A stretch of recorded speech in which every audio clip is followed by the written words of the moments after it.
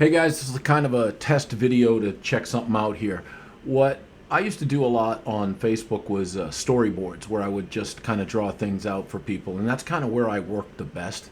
I have a hard time with a syllabus. I have a hard time with, like, when a trainer gives you a plan. This is our program. I don't know how that works, and I don't know how that works because if you don't know the person, and that's why I have such a long evaluation process, because I want to know who the person is. I want to hear what they say, but then I want to see what they do. Don't tell me, show me, right? So I don't have a plan until I understand the communication, till I understand how the person thinks. And if it's a family, you have to understand how everyone thinks. I've had people come in with, I don't know, a lot of kids, like Brady Bunch kids, and one of them's real rough and the other one's just crying soft. It's a real dynamic because all of those children and the adults' movement is dialogue. So the dog will go to the one that it gets the most from. Usually they say, that kid's really good with animals. Nope, that kid's just soft. That's the big deal. So value. I wanted to talk about value, okay? So if you, let's see. Okay, so I want to talk about value. Big V, right there. Can you see that? Yep. Okay, so value. Everybody, all these trainers talk about value. Where's the value, right? Usually they're thinking about their hand, where the food is in their hand, right? That's where the value is. Right. So the problem is that the value isn't the food, it's the hand. The hand moving everywhere is the value to the dog. This treat is the reward. Right? Does that make sense? That's the reward for following the value. Make sense? Make sense? Take a minute. Okay. So now they'll take that that reward, and they'll throw it over here. But they don't just throw one, they throw a bunch. Okay. Where's the value now? The value is in the behavior of leaving the lesser reward and the lesser value, because you're doing a lot for a little, and here you're doing a little for a lot.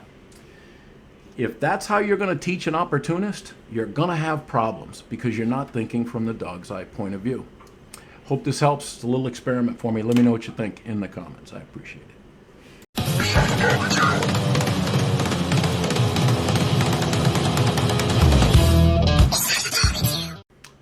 Hey guys, thanks for sticking around. Now I will reward you with movement. Thanks for watching. Support us on Patreon. Appreciate it.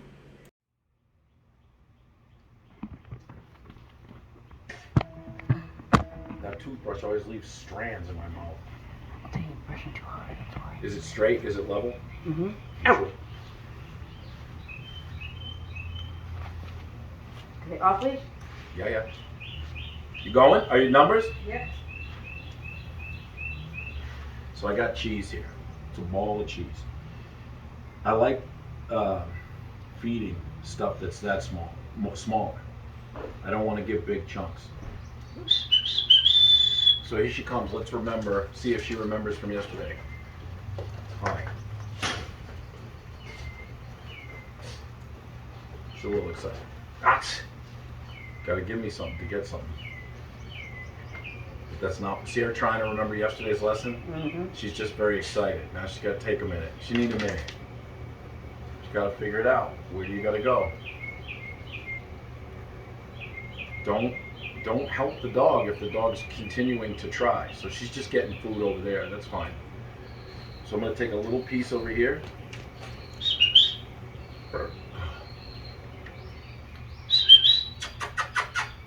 having a little problem with the new stuff I got. Yep. That's offering. How can I need to convince her to come over here and do that. So I can take the food and I can lead the dog over. But if I do that, that becomes part of the behavior chain, that the dog is going to wait for food to come, or is more likely to wait for food to come over. So if I come to the dog to get the dog to come to me, yeah, now the dog's coming to me. What do you want? Get out of here. I don't want you there. The picture's different too, because now your legs are crossed. Okay, so this leg was out here. Right.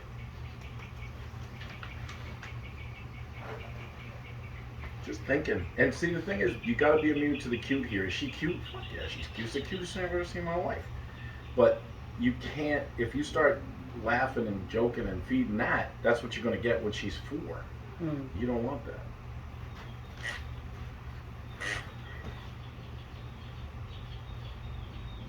That is much closer to what I'm looking for, but not there. Just a little, there you go. Back that ass up. What are we doing? What are we doing? There. Boom, there. Now I'll feed right there. Do you see? And I'm pushing her up again. Yeah, I see it. My wife's over there going, you're pushing her around. So, can you just make a little kissy noise? So I'm not going to throw food away to reset the dog, because if I do that, then that becomes part of the behavior chain. You got to think how the dog thinks in D.E.P.O.V, not how you have been taught. If I throw food away, I can get the dog to go away, but then I'm starting this behavior chain that's going to reset. I want the dog to be a little bit uncomfortable and figure something out by itself. See how the dog's really excited? So that's incorrect. Yes. So how come you push her with the food? What? How come you push back when you give her the food? Because she'll push forward. I want her. So look, boom. So the big thing is she can't come over to this hand. You can't, just because and that's a problem with luring. If you teach the dog to follow the hand, then the dog will do that. See how the hand, she knows it's over here, but that don't matter. It doesn't matter. The food will come to you when you're right.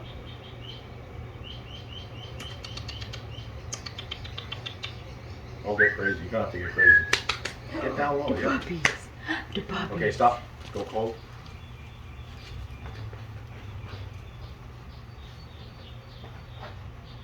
You're a maniac. You know that? Don't get up when I do that. Don't jack, you bitch. See, everybody's so clinical about it, and what it is it's a relationship. She's got this cheese stuck on the roof of her mouth. But it's a relationship. You got to let her figure it out. The people who are super competitive are going to, there, bang, boom, boom, zap, zap. Look, man, it's a baby. It's a little baby. You got to learn trust. You got to learn bond. And how do you get bond? By going through bullshit that's tough together.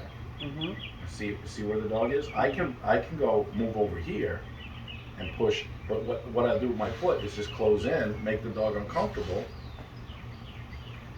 and the dog resets. I don't have to lure the dog. So think about, that's a negative consequence, but it's so low. It's just something that's making the dog uncomfortable there, not, you know, that's just stupid. And if you're using an e-collar on this dog at this age, 14 weeks, you're an idiot. I mean, that's criminal. There's just no way you should do that. That's trying to jump steps. But if you look, It's now teaching. I'm using affection. How are you?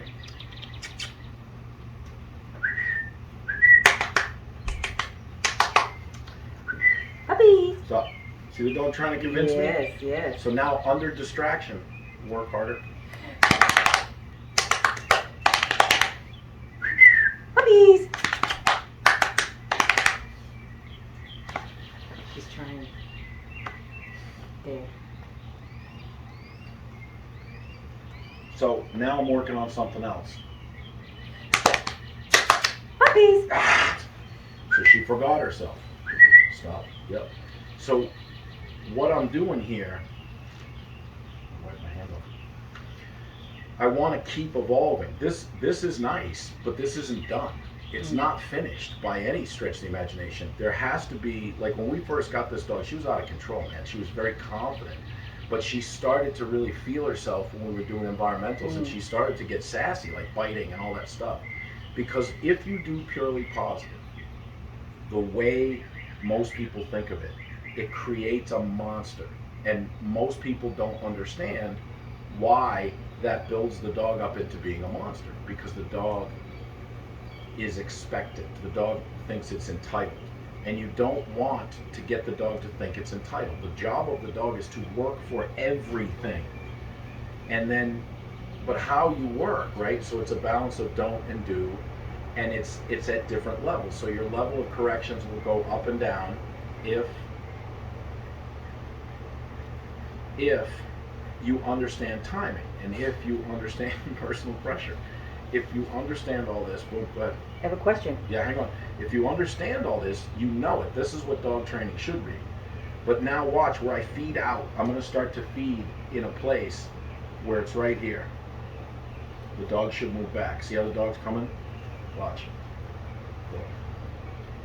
Boom. Now I can feed it. Do you understand? So the dog's not following the food. The dog's saying, well, if I leave my food here, the dog's going to come to it. Watch.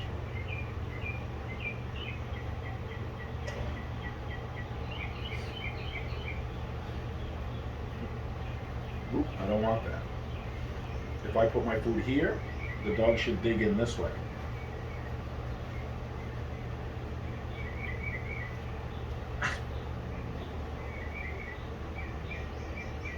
Boom. The food, it's so novice to get the food and do all this stuff with the food and then do something with an e-collar. That relationship it's fake. You want the dog to know who you are, and you want the dog to not follow the food. Here's a big chunk of cheese. Out! Some remnant cheese on the ground. So how come you let her take that from the ground? Well, because I can't. My hands are all greasy, and if you gotta give and take here. It's in the right place. It's fine. We don't have the right cheese. We don't have the right food, so we're doing the best we can. But if you put the food on the ground, the dog will go to source all the time. You're actually trying to get the dog to fight its urge to go to source. This is source. Don't come over here. So watch. Nothing out there. So the dog's just exploring. There's nothing out here. Boom. Looks. Can I have some more? So the dog is doing something to get something, not me doing something to get something. Does that make sense? You have to teach the dog through D.E.P.O.V what's expected of it. And you have to know how a dog thinks, you know. So, just gonna bump out of the way. Go ahead.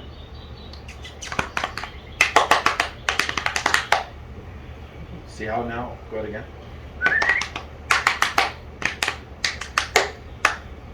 See how the distraction is focusing the dog into me.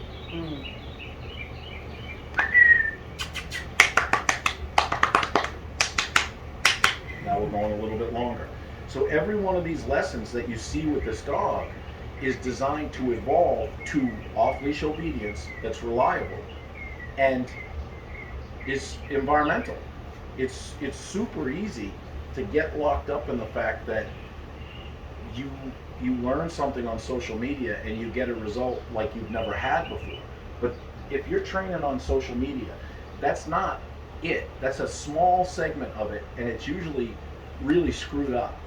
What I'm telling you here is I'm going to push the dog away, and the dog's going to come back without me luring. I'm going to push the dog away. Boom, the dog comes back. I'm using opposition reflex, my timing, my area of influence. That's not where I want the dog. She's correcting herself. She's thinking. And then what did I do? I did nothing. So Chris, when would you put labels on? Not now. And with some dogs, you can do it right away. Like you're doing it with Fug. You got to be careful what you label. Because he hears that word, you know, where he's like, OPA. And do you have cheese? Do you see what I mean? So you got to be real careful how you put the labels on. She's not ready yet. She's still in the conceptual. Like she's just trying to understand.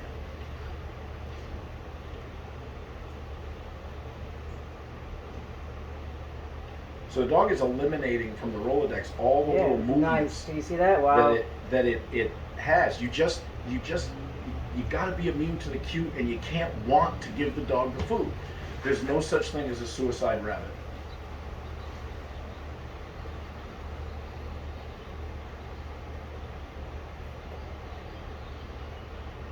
Walk over there for me. And just play with something over there so she'll come over. Stop.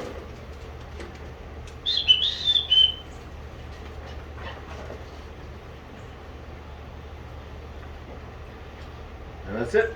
We're done. Wow. She is amazing. I'll take her.